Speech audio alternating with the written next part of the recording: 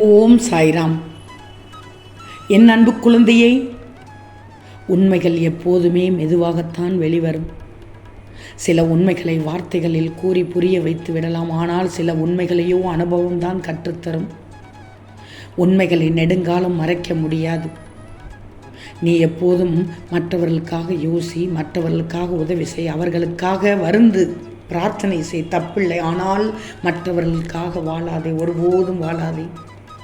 உன் வாழ்க்கையை மட்டும் யோசி, உன் வாழ்க்கையை நீ நேசி. உன் வாழ்க்கையை நீ மட்டும் தானே வாழ முடியும். செய்த வினைகளுக்கான கர்மாவை நான் பார்த்து கொள்கிறேன். நீ கடமையை மட்டும் தவறாமல் செய்து வா. ஒரு கல் அழகான செதுக்கலால் தான் அழகிய வடிவமாகும். அதுபோல் தான் அழகிய வடிவம் கிடைக்க ஒளியின் வழியை தாங்கும் உன் கஷ்டம் நிறைவாகி அழகாகிவிடும்.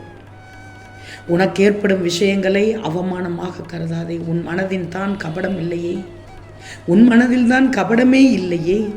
யார் உன்னை ஏமாற்றுகிறார்களோ அவர்களை உன் வாழ்க்கையிலிருந்து நகர்த்தி எதையும் பொறுத்து கொள்ளலாம். ஆனால் நம்பிக்கை துரோகத்தை மட்டும் பொறுத்து கொள்ள முடியாது. அப்படி செய்த அவர்களுக்கு நான் பாடம் புகட்டுவேன். நீ எதையும் வெளிக்காட்டாதே.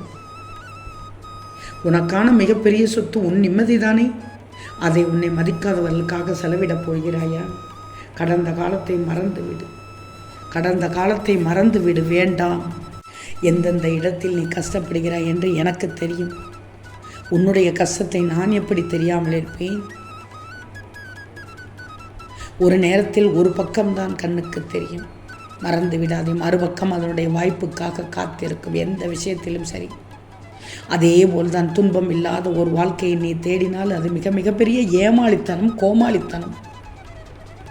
பொறுமை கொண்டவன் வாழ்வில் சிறப்பான். நீ என் பிள்ளை, பொறுமையோடு இருக்கணும். பொறாமை கொண்டவன் வாழ்வையே இழப்பான். பொறாமை கொண்டவன் என் பிள்ளை அல்ல. அவன் நிச்சயமாக வாழ்வை இழந்து விடுவான்.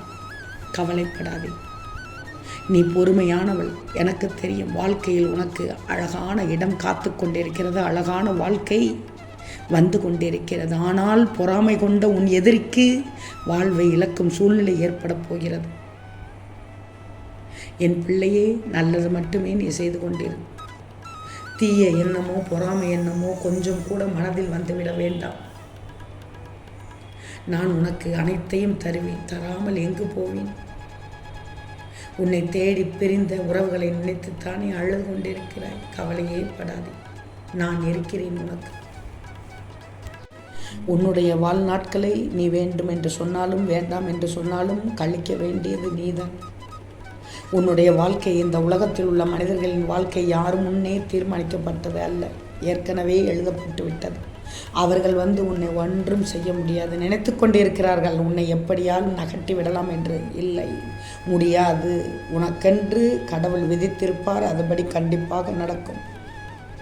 நீ எந்த நேரத்தில், எந்த நொடியில், எந்த வார்த்தை பேச வேண்டும் என்பது முதற்கொண்டு உன்னுடைய விதியில் தான் உள்ளது. ஆக அனைத்தும் விதிப்படிதான் நடக்கும். விதியை காரணம் காட்டுவதும் தவறான விஷயம்தான். கஷ்டப்பட்டாலும் விதிதான், மகிழ்வோடு இருந்தாலும் விதிதான். தெய்வத்தின் கணக்கு நன்மையில் தான் முடியும் என்பதை நல்லா தெரிஞ்சுக்கும். நீயாக ஒரு கணக்கு போட்டு விடாதே.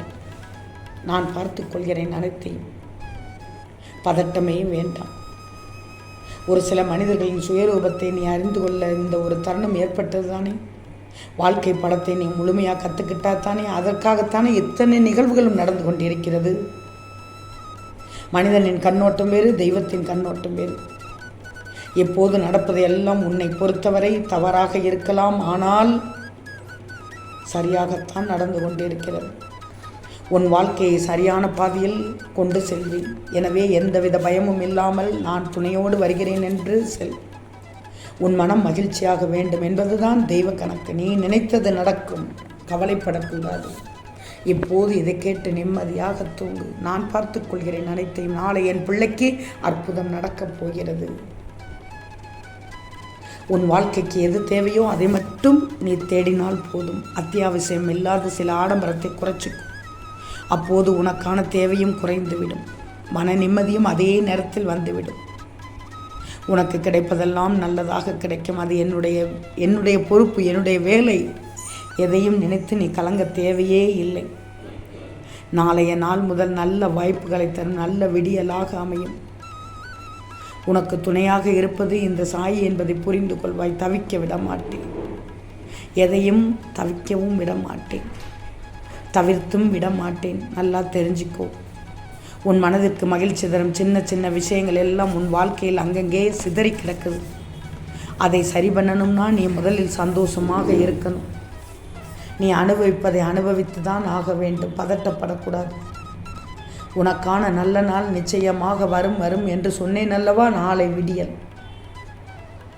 மகிழ்ச்சியோடு இருப்பாய். உன் குடும்பத்தோடு நன்றாக இருப்பாய். உன் கரங்கள் சேர வேண்டிய இடத்தில் கூடிய விரைவில் சேரும். நீ வளர வேண்டும் என்று ஏங்கி தவித்தது இனி ஆனந்தமாக வளர ஆரம்பிக்கும். சொத்து சுகங்கள் மிக வேகமாக வளரும்.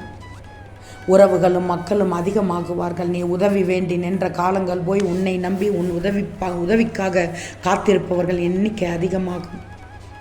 பெருநிலவாக இருந்த உன் வாழ்க்கை இனி இந்த நாள் முதல் பௌர்ணமியாக ஜொலிக்கப் போகிறது. நாளைய விடியலுக்காக காத்திரு. அர்த்தமில்லாத வாழ்க்கை என்று வருத்தப்பட்டு கொண்டிருந்தாய் அல்லவா. இனி உன் வாழ்க்கை அர்த்தப்படப் போகிறது. ஒன்று மட்டும் நல்லா தெரிஞ்சுக்கோ. உன் கலங்கிய முகம் காண என் கண்களுக்கு விருப்பம் இல்லை. அதனால் தான் என் பிள்ளைக்கு நல்ல செய்தியை கூற வந்தேன் இப்போது.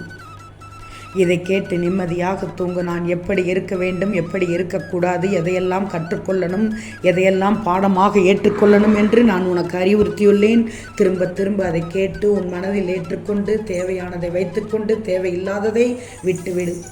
துன்பங்களை சந்தித்த வேளையிலெல்லாம் தைரியமாக எதிர்கொண்டு என் சாயப்பா இருக்கிறார் என்று உறுதியாக போராடினாய். இப்போதான் இந்த போராட்டம் இன்னும் தேவை. என்னை நினைச்சுக்கோ. இப்போது நீ இன்பங்களை சந்திக்கக்கூடிய வேளையாக நான் மாற்றி விடுவேன்.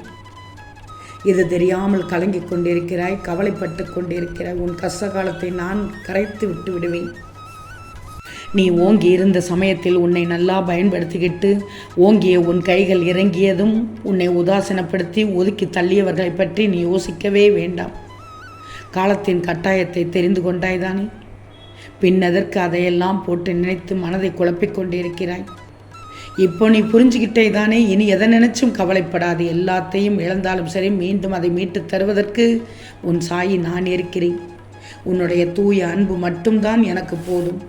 உன் பிரார்த்தனைகளை கேட்ட நான் அதற்கான நேரத்தை உருவாக்கி உன்னிடம் அதை அனுப்பி வைக்கப் போகிறேன். நாளைய விடியலுக்காக காத்திரு. உனக்கான பாக்கியமான நாள் நாளைய நாள். இரவுக்கு பின்னால் எப்படி பகல் வருதோ, குளிருக்கு பின்னாடி எப்படி வெயில் வருதோ, அதேபோல் உன் துன்பத்திற்கு பின் இன்பகாலம் வந்துவிட்டது. உனக்கு நாளைய நாள் முதல் உனக்கானதாக மாறப்போகிறது. இப்போது நிம்மதியாக தூங்கி எழு. ஆம் தங்கமே, நிச்சயம் நடக்கும். நல்லது நடக்கும். நல்லது மட்டுமே நடக்கும். அது நன்மையாகவே இருக்கும். ஓம் சாயிராம்.